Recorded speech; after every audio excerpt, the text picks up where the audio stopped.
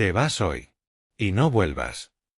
Las palabras no llevaban gritos ni rabia, pero dolían como un disparo. Rosa no tembló. No se arrodilló. No pidió explicaciones. Solo bajó la mirada y asintió en silencio.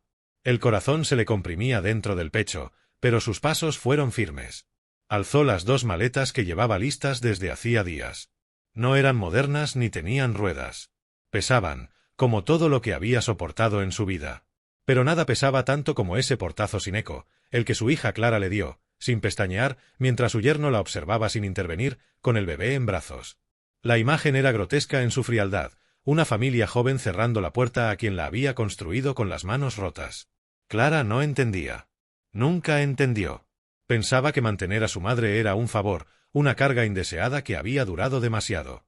Que Rosa no trabajara más era, para ella, un lujo injustificable.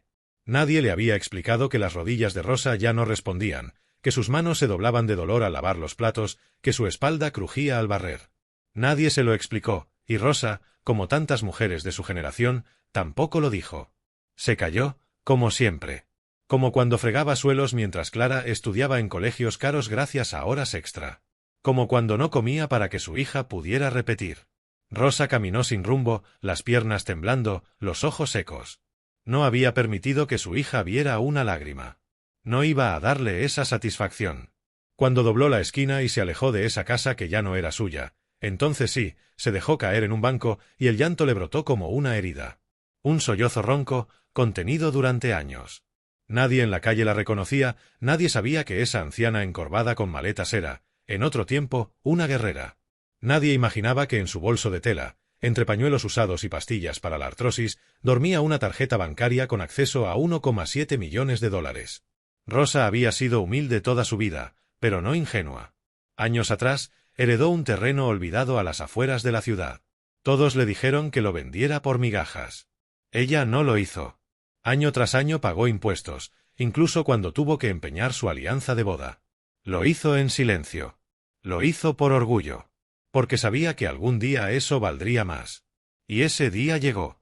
Un ingeniero apareció buscando justo ese pedazo de tierra. Sería la conexión clave para una línea ferroviaria. Le ofrecieron una fortuna. Rosa pidió solo una condición, que nadie supiera nada. 3 semanas después, el dinero fue transferido a una cuenta manejada por una fundación anónima. Nadie en su familia lo supo. Ni Clara. Ni Jorge. Rosa sonrió al ver los números en la pantalla. Luego apagó el móvil y volvió a guardar silencio. Aquella noche no fue a un hotel caro. Se dirigió a un albergue para mujeres mayores.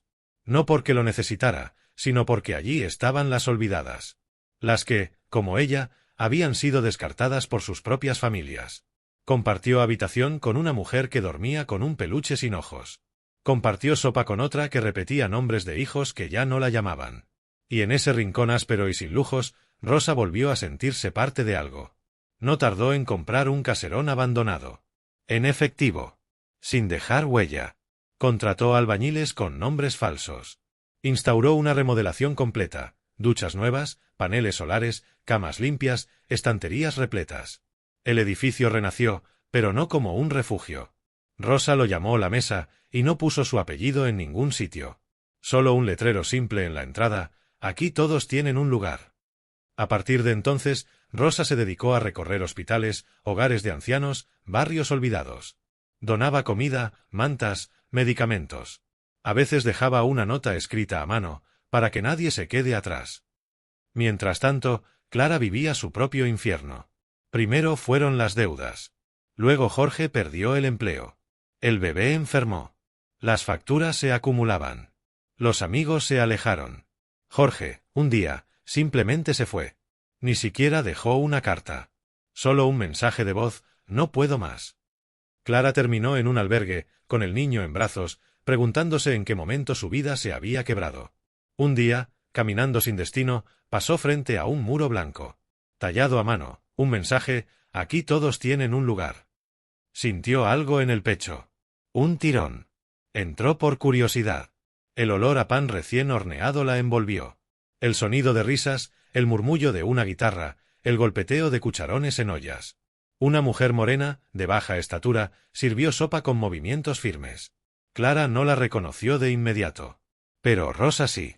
La vio entrar con los hombros caídos, el niño en brazos y los ojos huecos. No dijo nada. Simplemente colocó un plato humeante frente a ella. Clara rompió a llorar, sin entender por qué. Rosa solo murmuró: «Hace frío. Quédate». Esa noche, Clara durmió en una cama limpia. No sabía qué decir. No sabía cómo empezar. La culpa era un nudo en la garganta. Recordó a su madre planchando su uniforme escolar. A su madre cocinando arroz con leche. A su madre saliendo por aquella puerta, maletas en mano. Y ahora estaba ahí, sirviendo sopa, sin reproches. Los días siguientes, Clara lavó platos, barrió pisos, ayudó en lo que pudo. No como castigo, sino como forma de decir lo siento sin palabras. Rosa la dejaba estar. No se acercaba. No hablaban del pasado. Solo compartían tareas. Hasta que un día, al verla cortando verduras, Rosa le dijo: «¿Todavía te gusta cocinar?» Clara, con voz queda, respondió: «A veces». Rosa le alcanzó un delantal. «Entonces hoy haces tú las lentejas». En esa cocina, entre zanahorias y cebollas, sin música de fondo ni dramatismo, madre e hija volvieron a encontrarse. No hubo perdón explícito. Pero hubo silencio compartido. Y eso fue suficiente.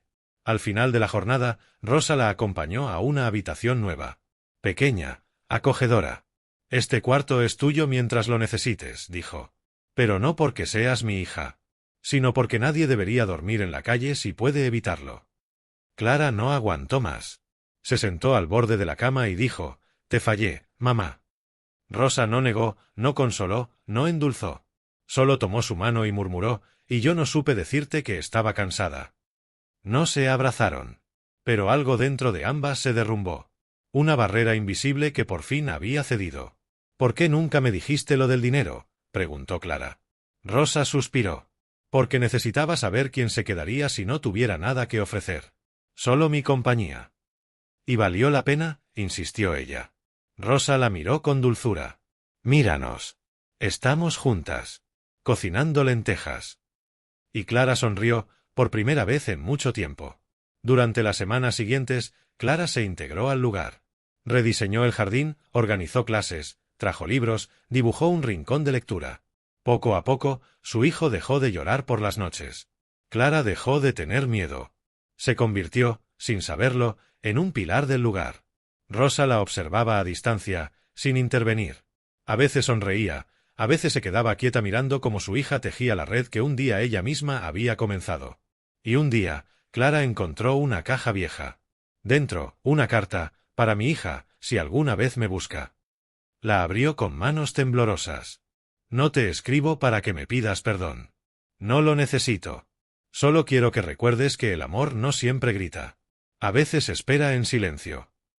Al terminar de leer, Clara no era la misma. Había vuelto a nacer. Habían pasado 6 meses desde la noche en que Clara encontró aquella carta. Y aunque todo parecía haber cambiado, dentro de Rosa crecía una semilla silenciosa: el tiempo. No el que se mide en relojes, sino el que se percibe en los huesos, en el temblor leve de los dedos al amanecer, en los olvidos pequeños que se hacen más frecuentes. Pero no dijo nada. Como siempre, lo llevó en silencio. Seguía caminando con su bastón entre los pasillos del centro comunitario que había levantado con las manos, saludaba a todos por su nombre, pero a veces confundía fechas, mezclaba nombres, repetía frases. Clara lo notó. No preguntó. Solo empezó a acompañarla más, a escribir lo que Rosa olvidaba, a aprender cada rincón de aquel lugar por si un día tenía que sostenerlo sola. Una mañana, mientras revisaban documentos en la oficina que compartían, Rosa le entregó una carpeta cerrada con un broche oxidado. «Son los papeles del terreno, de la fundación, de todo», dijo sin mirarla. Clara frunció el ceño. «¿Por qué me los das?». Rosa la miró a los ojos con una expresión serena, pero firme. «Porque esto nunca fue mío. Fue de las mujeres que me abrazaron cuando no tenía a dónde ir. Fue de los niños que me enseñaron a reír cuando no podía. Fue de ti, incluso cuando no sabías quién eras. Ahora es tu turno». Clara no respondió. Solo apretó los papeles contra su pecho como si le hubieran confiado un corazón que aún latía. Y en cierto modo, así era. Desde ese día, Rosa fue poco a poco desapareciendo del día a día. No por desinterés, sino porque el cuerpo ya no le alcanzaba. Se mantenía en su habitación, tejía, escribía notas a mano para los recién llegados. Su voz era cada vez más pausada, pero también más profunda. En sus últimas semanas pidió algo extraño, que cada persona que quisiera escribiera en una hoja algo que hubiera aprendido desde que llegó a la mesa. Puede ser una frase, una palabra, un recuerdo, decía. Lo que sientan. No explicó para qué. Cuando llegó el invierno, Rosa dejó de levantarse de la cama. Clara dormía en un colchón al lado, con el niño abrazado a su pecho. A veces hablaban. A veces solo respiraban juntas. Una madrugada, sin previo aviso, Rosa tomó la mano de su hija, le sonrió y cerró los ojos para siempre. El amanecer siguiente fue el más frío del año. El funeral fue modesto, como ella hubiera querido. No hubo cámaras ni discursos grandilocuentes. Solo un grupo enorme de personas, ancianas con mantas tejidas, niños descalzos, médicos de guardia, profesores jubilados, cocineras, repartidores. Todos habían sido tocados por Rosa de alguna manera. Clara no lloró ese día. No porque no doliera, sino porque sentía que su madre seguía allí. Como si el aire estuviera lleno de su perfume, de su calor, de sus palabras no dichas.